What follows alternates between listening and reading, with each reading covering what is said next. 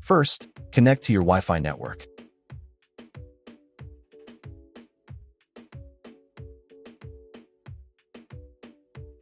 Open a web browser and go to the address you see on the screen.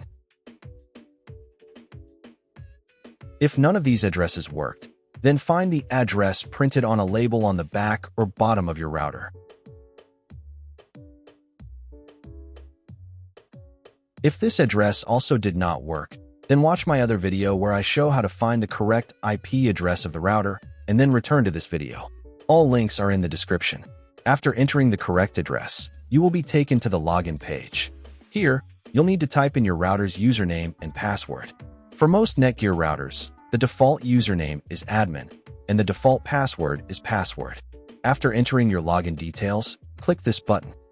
If these details do not work, then find the default information on the label on the back or bottom of your router.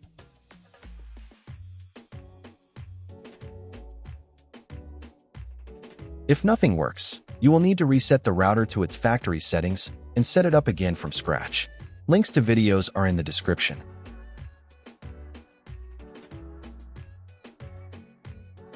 While waiting for the admin panel, I recommend the best VPN service on the market, NordVPN. It gives you secure access to all restricted content and websites worldwide. Use the link below for a 70% discount on your first month. Try NordVPN risk-free with a 30-day money-back guarantee. Done. You are now in the router's admin panel. Go to the Advanced tab. Then go to the Advanced Setup tab.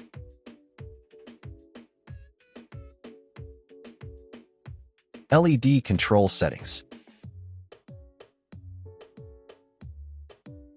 And select the last option to completely turn off the LED lights. Click the Apply button. Wait a couple of minutes until the settings take effect. Thanks for watching. Don't forget to secure your connection with NordVPN using the link in the description for that 70% discount.